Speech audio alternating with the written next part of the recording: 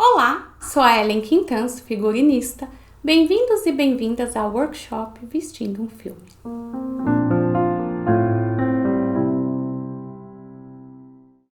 Esta é uma oficina introdutória onde falarei um pouco sobre o desenvolvimento de figurino para cinema e dividirei com vocês meu método de trabalho.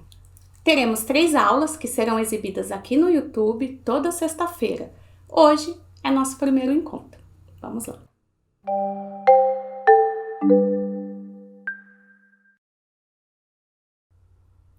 Figurino é o traje usado por um personagem criado, seja ele interpretado por um ator, músico ou dançarino, e tem a função de atrair o espectador para o universo que está sendo criado.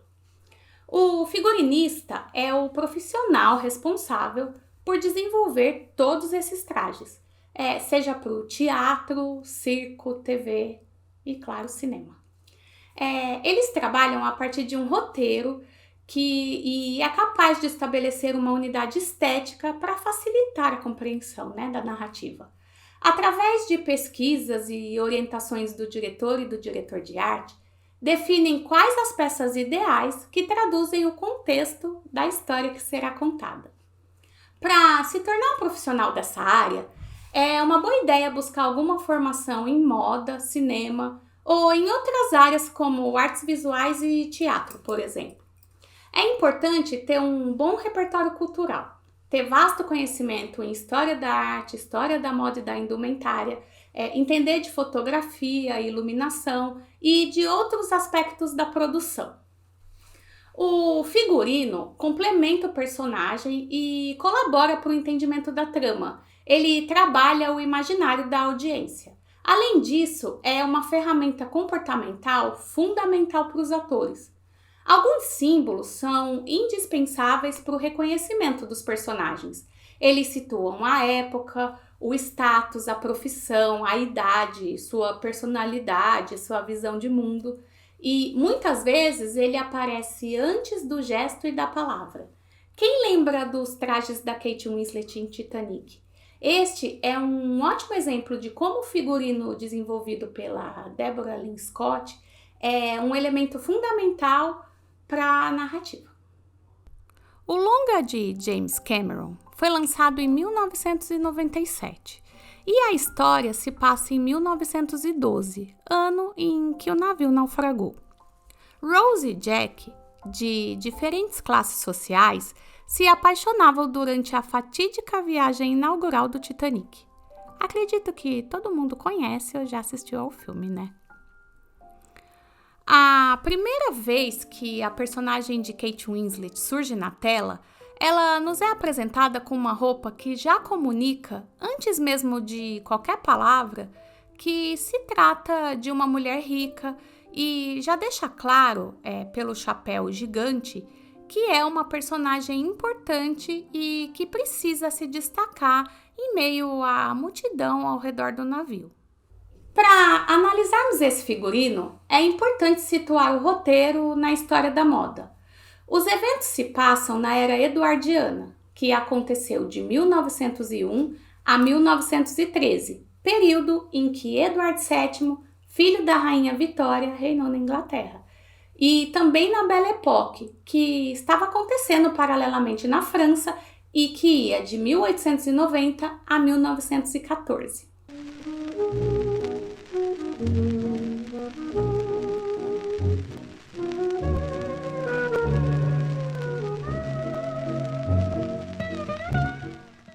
Os dois períodos eram bastante parecidos e Inglaterra e França eram o centro da moda que era copiada pelo Ocidente. Tudo era muito luxuoso, com grandes chapéus, plumas e bordados, e era destinado a um seleto grupo de pessoas, normalmente muito ricas e muitas delas ricas de nascença.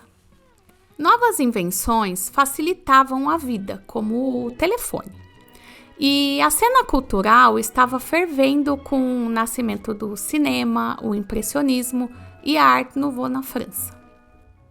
A figurinista ganhadora do Oscar por esse filme fez uma extensa pesquisa sobre a moda do século XX porque ela queria um figurino muito fiel a esse período. Ela, inclusive, usou tecidos da época em algum dos trajes que foram confeccionados. Voltando ao figurino do embarque no Titanic, a primeira impressão que temos é que Rose é uma mulher refinada, elegante e moderna. Seu traje mistura elementos femininos indispensáveis na época, como as luvas, sombrinha e espartilho, com um estilo masculino presente nas listras e na gravata. Vale lembrar que o feminismo começava a ganhar força e isso já se manifestava nas roupas e no filme, no comportamento de Rose. Quando seu rosto é revelado pelo chapéu, podemos lê-la como uma mocinha rica e metida.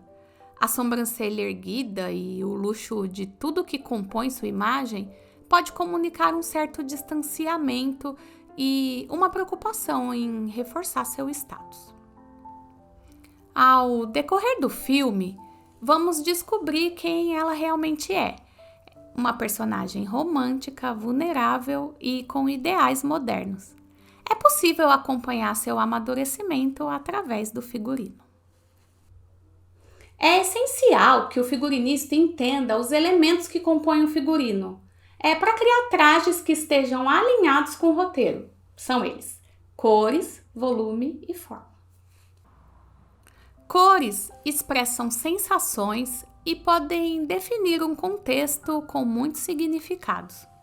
Através das cores, pode-se detectar o estado de espírito, se está alegre, triste, de luto, e o gênero no qual a narrativa está inserida: drama, comédia, suspense, terror. Peças estilizadas podem ser utilizadas de formas exageradas ou pequenas demais para enfatizar uma característica. Pode-se utilizar para ressaltar aspectos do corpo do ator, por exemplo, uma barriga saliente, um quadril largo, mexer com as proporções. Para um personagem com caráter cômico ou uma figura não humana. Através das texturas, pode-se demonstrar algo sobre um personagem no relacionamento dele com outros personagens ou de determinados grupos. A demonstração de classes sociais menos favorecidas geralmente é visualizada fortemente em tecidos mais rústicos e sujos.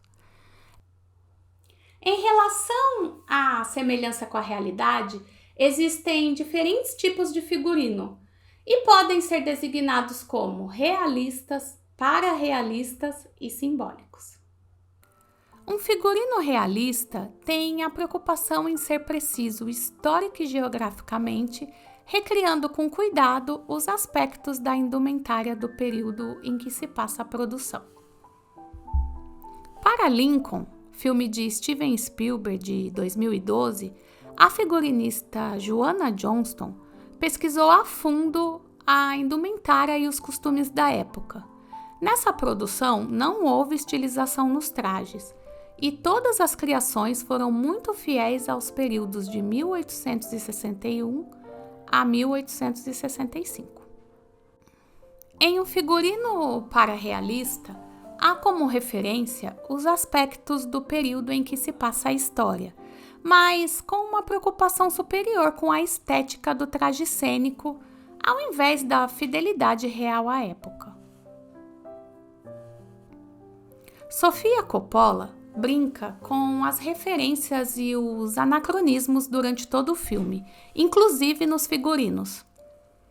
Coppola quis trazer essa irreverência com toques contemporâneos às vestimentas rococó. A figurinista responsável respeitou a linguagem moderna de Sofia, captou a essência de como as coisas eram na época e estilizou. O figurino simbólico não norteia seu desenvolvimento em relação à época. A expressão da subjetividade da personagem ou de outro aspecto que se queira mostrar são mais importantes, indiferente ao período em que se passa a produção.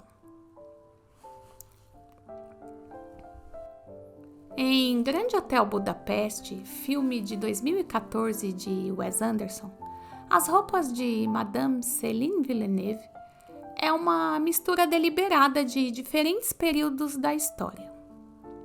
Seu casaco e chapéu vermelhos são da década de 20. O vestido é da década de 30 e seu estilo é uma referência direta à Belle Époque. Essa mistureba de estilos simboliza a incapacidade de Madame D de se libertar do passado e também mostra que a personagem já não está mais no controle total de suas capacidades mentais. O vestir pode ser considerado uma linguagem não verbal, capaz de transmitir informações sobre o indivíduo perante a sociedade. Embora possamos dizer que moda e figurino se utilizam desse mesmo princípio, eles não são a mesma coisa. Na moda, existe um comprometimento com o mercado, com as tendências e com a funcionalidade das roupas.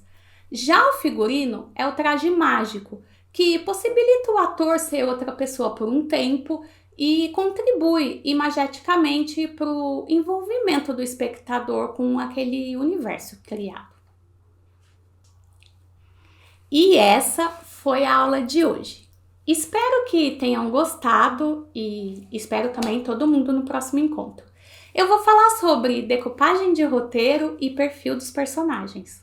Até lá!